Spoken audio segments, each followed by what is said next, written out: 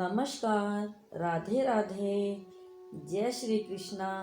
अंजू के नुस्खों में आपका बहुत बहुत स्वागत है। आज मैं आपको इस वीडियो में जो पौष महीने में या जनवरी के महीने में मकर संक्रांति मनाते हैं, मकर संक्रांति को कब और कैसे मनाते हैं और क्यों मनाई जाती है, ये इसकी पूरी विधि मैं आपको विस्तार से बताऊंगी।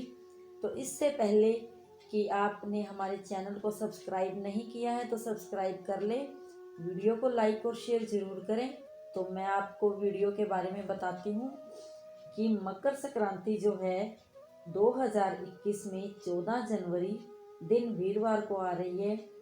इस दिन दान पुण्य का बहुत महत्व होता है। तो जब सूर्य धनु राशि को छोड़कर मकर राशि में प्रवेश करता है तब मकर संक्रांति का पर्व मनाया जाता है और सूर्य धनु राशि से मकर राशि में प्रवेश करता है, इसलिए इसे हम मकर संक्रांति का नाम दे देते हैं। यह एकमात्र ऐसा त्यौहार है जिसे संपूर्ण भारतवर्ष में मनाया जाता है। चाहे इसका नाम व मनाने का तरीका कुछ भी हो, सब जगह अलग अलग तरीके से ये मनाया जाता है। वैसे तो यह त्यौहार 14 तारीख को मनाया जाता है, लेकिन कभी कभी यह त्यौहार 13 को तारीख को भी आ जाता है और 15 तारीख को भी आ जाता है, क्योंकि यह त्यौहार पूरी तरह से सूर्य के मकर राशि में प्रवेश करने के दिन ही मनाया जाता है।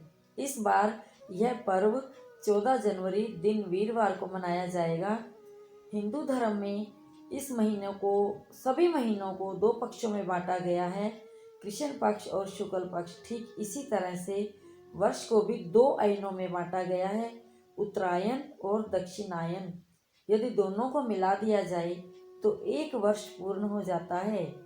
मकर संक्रांति के दिन से सूर्य की उत्तरायण गति प्रारंभ हो जाती है, इसलिए मकर संक्रांति को उत्तरायण भी कहते हैं। हिंदू धर्म के मान्यताओं के अनुसार इस दिन भगवान विष्णु ने असुरों का अंत कर उनके सिरों को मंदार पर्वत में दबाकर युद्ध समाप्ति की घोषणा की थी, इसलिए इसे मकर संक्रांति के दिन को बुराइयों और नकारात्मकताओं को समाप्त करने का भी दिन माना जाता है।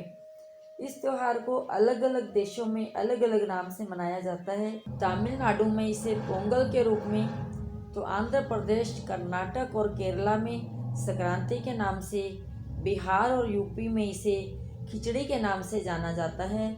उत्तरायण को देवताओं का दिन, सकारात्मकता का प्रतीक माना जाता है, इसीलिए इस दिन जप तप, दान, स्नान, श्राद्ध, तर्पण आदि धार्मिक क्रियाकलापों को विशेष महत्व दिया जाता है।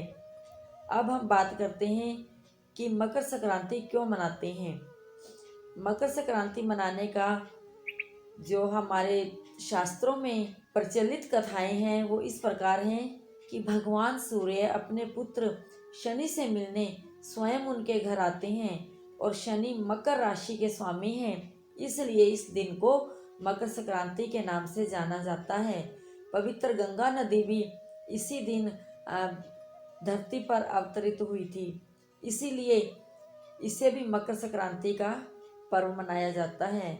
और महाभारत में भीष्म पितामह ने भी सूर्य के उत्तरायण होने पर ही अपनी स्वेच्छा से शरीर का परित्याग किया था। इसका कारण यह था कि उत्तरायण में देह छोड़ने वाली आत्माएं या तो कुछ काल के लिए देवलोक में चली जाती हैं या पुनर्जन्म के चक्कर से उन आत्माओं का छुटकारा मिल जाता है, जबकि दक्षिणायन में देह छोड़ने पर आत्मा को बहुत काल तक अंधकार का सामना करना पड़ता है। तो इस प्रकाश में शरीर का परित्याग करने से व्यक्ति का पुनर्जन्म नहीं होता है और ऐसे लोग सीधे ही ब्रह्म को प्राप्त होते हैं। इसके विपरीत जब सूर्य दक्षिणायन होता है और पृथ्वी अंधकार में होती है तो इस अंधकार में शरीर त्याग करने वाले को दोबारा जन्म लेना पड़ता है। कई स्थानों पर इस त्योहार पर पतंग उड़ाने की भी परंपरा है। पतंग उड़ाने के पीछे का धार्मिक कारण यह है कि श्री राम जी ने भी पतंग उड़ाई थी। गुजरात व सौराष्ट्र में मकर संक्रांति पर कई दिनों का अवकाश रहता है। यहाँ इस दिन को भारत के किसी भी अन्य राज्य की तुलना में सबसे अधिक हर्ष उल्लास के साथ मनाया जाता है।